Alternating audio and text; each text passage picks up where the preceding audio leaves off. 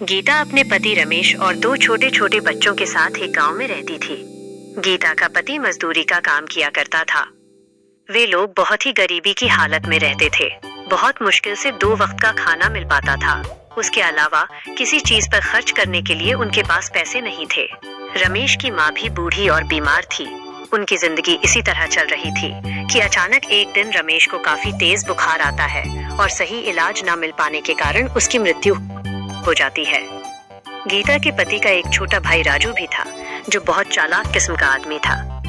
भाई की मृत्यु के बाद वो थोड़े दिन उसके परिवार और माँ की सेवा का नाटक करता है, पर कुछ दिन में अपनी माँ को उल्लू बनाकर खेती बाड़ी की सारी जमीन अपने नाम लिखवा लेता है। राजू अपनी माँ से कहता है, देखो माँ, भाई की तो अब मृत्यु हो चुकी है।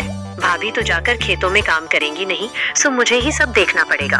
इन कागजों पर अंगूठा लगा दो, बाकी भाभी और बच्चों की चिंता मत करो, उनका सारा खर्च मैं उठा लूंगा। बूढ़ी माँ राजू की बातों में आकर अंगूठा लगा देती है, पर राजू बहुत मक्कार निकलता है। 2-4 दिनों में उस जमीन को औने पौने दाम में बेचकर गांव से फरार हो जाता है। बूढ़ी माँ रोते हुए कहती है, कैसा कपूत पैदा किया मैंने, जो अपने ही घर को बर्बाद करके भाग गया। अब हम लोग क्या करेंगे। गीता पर तो दुखों का पहाड़ टूट पड़ा। वो सोचने लगती है, मैंने तो आज तक कोई काम नहीं किया, कभी घर से बाहर नहीं निकली। मैं इन 2 छोटे बच्चों को और अपनी बूढ़ी सास का कैसे ख्याल रखूंगी। भगवान ने हमारे साथ बहुत अन्याय किया, घर का एकमात्र सहारा हमसे छीन लिया। कुछ दिन बीतने के बाद खाने पीने का जो थोड़ा बहुत सामान था वो सब खत्म हो गया। अब तो न घर में राशन था और ना ही पैसे बचे थे। गीता अपनी सास से कहती है, माँ जी, जो भी पैसे जुड़े हुए थे वो सब खत्म हो गए हैं। कुछ दिन तो कट गए, पर अब आगे का कुछ सोचना पड़ेगा। आस पड़ोस के लोग कुछ दिन तो उन लोगों की मदद करते हैं, पर धीरे धीरे सब लोग उन्हें उनके हाल पर छोड़ देते हैं। गीता अपनी बेटी से कहती है, बेटी, अब बस केवल थोड़े से दाल और चावल ही बचे हैं। आज का ही खाना बन पाएगा, कल से मुझे कुछ काम ढूंढने जाना पड़ेगा। मैं बहुत चिंतित हूँ कि तुम लोगों को अकेला छोड़कर मैं काम पर कैसे जाऊंगी। माँ जी भी तो बीमार रहती हैं, उन्हें किसके भरोसे छोड़कर जाऊँ। बेटी कहती है, आप चिंता बिल्कुल ना करें, आप तो भगवान की इतनी पूजा करती हैं, वो जरूर आपकी मदद करेंगे। बच्चों और सास को खाना खिला लेने के बाद केवल थोड़ा सा ही खाना गीता के लिए बचा। गीता जैसे ही खाना खाने के लिए बैठी, तभी बाहर से आवाज आती है, क्या कोई घर पर है? इस भूखी बुढ़िया को भी खाना खिला दो। बूढ़ी अम्मा की आवाज सुनकर गीता तुरंत बाहर आती है और उन्हें बैठने के लिए कहती है।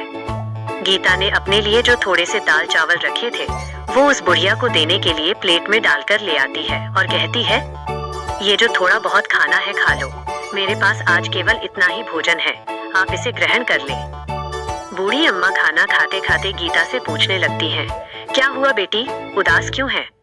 गीता उस बूढ़ी अम्मा को सारी कहानी बताते हुए कहती है कि किस तरह अचानक उसके पति की मृत्यु के बाद घर का सारा भार उसके ऊपर आ गया और कमाई का कोई जरिया नहीं है।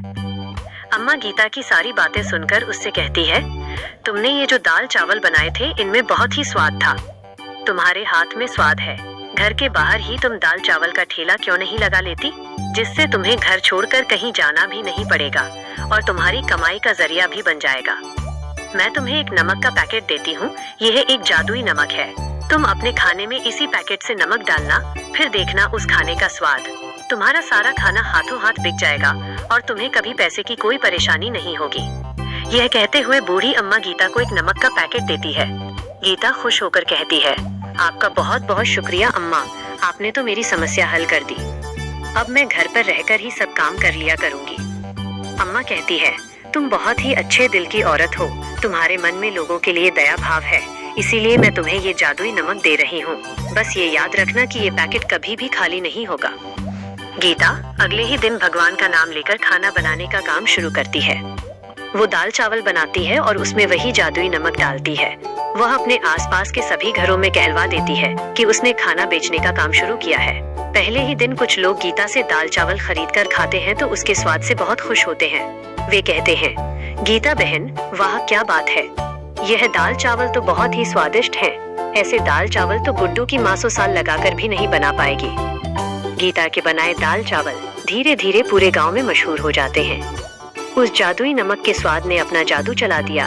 अब गीता जितना भी खाना बनाती वो हाथों हाथ बिक जाता। गीता की अच्छी खासी कमाई होने लगी। गीता ने अपनी मदद के लिए मुन्ना नाम के एक लड़के को काम पर रख लिया। खाना गीता बनाती थी, लेकिन परोसने और पैसे लेने का काम मुन्ना करता था। मुन्ना काफी गरीब था और चालाक भी। जब उसने देखा कि गीता का खाना इतना बिकता है, तो वो सोचने लगा, क्यों ना मैं भी किसी तरह खाना बनाकर अपना अलग ठेला लगा लूं। यहाँ नौकरी करते तो मुझे 4 पैसे ही मिलने वाले हैं, परंतु अपने ठेले से मुझे अच्छी कमाई हो जाएगी। मुन्ना अपने दोस्त से कहता है, जब गीता औरत होकर इतना कमा सकती है तो मैं क्यों नहीं, पर उसके जैसा स्वादिष्ट खाना बनाने के लिए मुझे उसका राज जानना होगा। एक दिन छुपकर मुन्ना ने देखा कि गीता ने एक खास डिब्बे में से नमक निकालकर खाने में डाला। मुन्ना समझ गया कि सारा जादू इसी नमक में है। लालच में आकर मुन्ना ने गीता का नमक चुरा लिया और चुपचाप अपने घर ले गया। गीता की बेटी ने मुन्ना को नमक चुराते हुए देख लिया था और अपनी माँ को बता दिया। गीता ये सुनकर बहुत परेशान हो गई और भगवान से प्रार्थना करने लगी, हे भगवान, मेरी मदद करो, वो जादुई नमक मुन्ना ने चुरा लिया, अब मैं क्या करूंगी। गीता जैसे ही रसोई घर में जाती है, वो देखती है कि वैसा ही नमक का एक और पैकेट वहाँ पड़ा है। गीता भगवान का शुक्रिया अदा करती है और तुरंत जादुई नमक से खाना बनाने लग जाती है।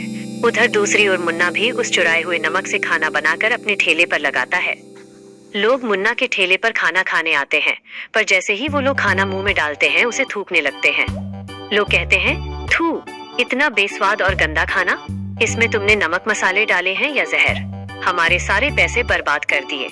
सभी लोग मुन्ना को भला बुरा कहकर अपने पैसे वापस ले लेते हैं। मुन्ना बहुत दुखी होता है क्योंकि उसका सारा खाना और पैसा बर्बाद हो गया। अगले दिन मुन्ना रोते हुए गीता से माफी मांगने जाता है। वो कहता है, गीता बहन, मुझे माफ कर दो, मैंने लालच में आकर तुम्हारा जादुई नमक चुराया था। मुझे समझ आ गया है कि जादुई चीज उसी के पास काम करती है जिसे वो दी जाती है। मुझ पर दया करो और मुझे दोबारा काम पर रख लो। गीता का मन पसीज जाता है। वो मुन्ना से कहती है, रोना बंद करो, मैं तुम्हें दोबारा काम पर रख लूंगी। तुम्हें अपनी गलती का एहसास हो गया, बस इतना ही काफी है। पर आगे से याद रखना कि किसी दूसरे की चीज पर अपनी नियत खराब मत करना, क्योंकि चोरी की चीज कभी अच्छा फल नहीं देती। मुन्ना को अपनी गलती समझ आ जाती है और उसके बाद से वह पूरी ईमानदारी के साथ गीता के यहाँ काम करने लगता है।